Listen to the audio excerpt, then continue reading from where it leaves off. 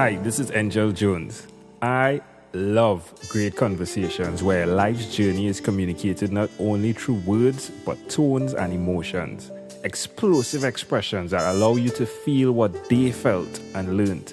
A fool learns only from his own mistake, while the wise learn from their own and from those others have made. Thanks for being here with us. Well, folks, today we had a special opportunity to speak with Casandra Jones, my wife. She is an author, a writer, and a nurse. She's recently written and published Poems for You and Your Neighbor, Health Disorders Simplified. I think you should check that book out. Amanda is an awesome individual, as well as a beautiful wife. Listen in, it's going to be interesting. Good morning, Casandra Jones. How are you today? I'm excellent. It is a great pleasure to have you on. Tell me, which of your talent is responsible for you being on this podcast? It's very interesting because where do I start? I am a nurse, I'm a writer, I'm an author. But apart from that, I'm also your wife. So being part of the 12-minute Convos, I think I'm here with you today as part of that, but a little more to share on the other aspects. Interesting. Tell me, who did you learn the skill of being an author, writer from? And then we could possibly look into being a wife to Angel Jones. Well, from school days, I've always tried to capture the things that I've felt, when you're growing up. There's a lot of emotions, certain things you cannot see, but I express them really well in writing, and I've developed that skill since then, and I've applied it to different areas of my life. Why will you continue to repeat this skill, specifically with writing? Because in writing, I'm able to share my experiences. Other people may have had similar experiences, and it gives a different view. So being able to put it out there, it's what I do. Understood. And just to not let you get away from the wife question, so who did you learn that skill from? Being a good wife, my mother. Understood. First and foremost. And why will you continue to repeat the skill of being a good wife? Because I believe in the vow of marriage, honoring that vow which we made. So being God, having God as the foremost and central part of our life, to honor it. Understood. Understood. Yeah. Folks, I have my wife. Feeling like I'm in a hot seat here. In a hot seat here. 12-minute Convos. So here we go. What is one thing, Amanda, you've done consistently over the past 3 years? Apart from writing? You could do either one, writing or something else. Okay. I've always tried to make myself available to, firstly, my family, when in time of need. And I extend that to others because I kind of align it with my profession as well. Being a nurse, you always have to take care of the needs of others. And I've been in nursing for almost 13 plus years now. So that has really been ingrained in me there. How does that make you feel? Being able to help others, it's truly a wonderful feeling. It's very enlightening as well. And it's really nice to get that satisfaction just knowing that you've helped someone else. Why would you suggest that someone do what you've done, specifically with being a nurse and all that goes with that in terms of being available? I always believe that people matter And if you can do something to enrich the life of someone else, you do that. You go ahead and do that, because the blessings will come back. It may not come back in a form or fashion which you think that it would, but somewhere along the line, it's extended back to you.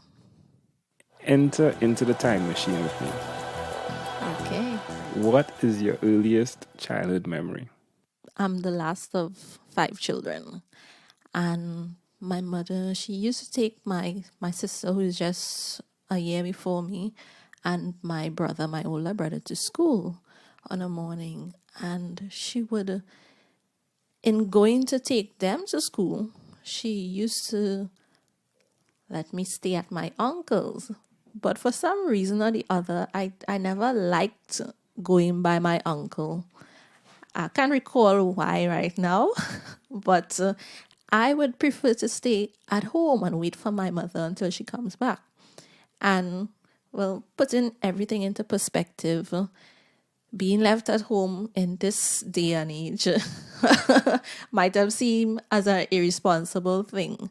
But at that point in time, I was pretty safe with the knowledge that, okay, then I could stay home by myself. And my mother was comfortable with it as well.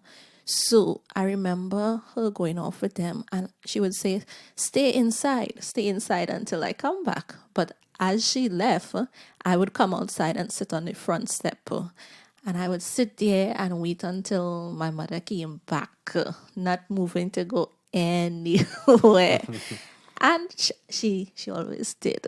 How old do you think you were at that time?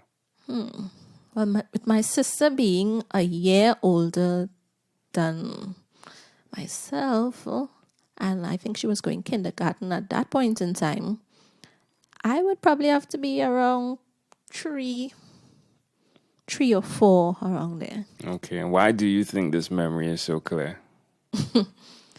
I think it's a funny thing, because I remember the house was on a slight hill, so I would see my mother coming back in the distance, and from afar she would be looking really small, and then as she got closer to home, she was like, all right, the mommy in her largeness as seen then.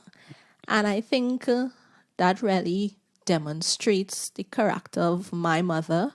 She was all and everything to me then, and the largeness of who she was, it really stood out. As I thought about that. Interesting. Her mother is an amazing mother. I must say that, right?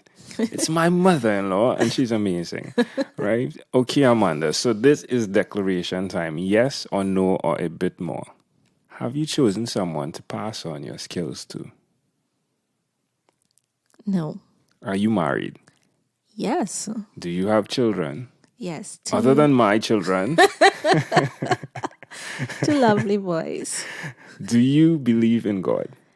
Absolutely. Your favorite song when you were 12 years old? That would have to be Summertime by Shaggy. Yes. Do you have an inner circle of friends? I do. Do you watch TV for more than 3 hours a day or 3 hours a week? Of recent, it's been, I would say, about 3 hours a week.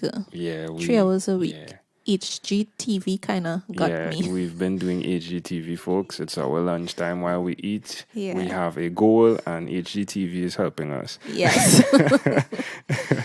Is there anything you would like to share in closing, Amanda, with our amazing audience?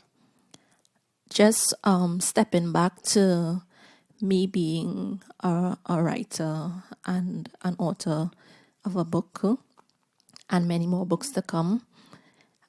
The reason why I write is to put the information out there, and it's transformation information in terms of putting health information in a simplified format.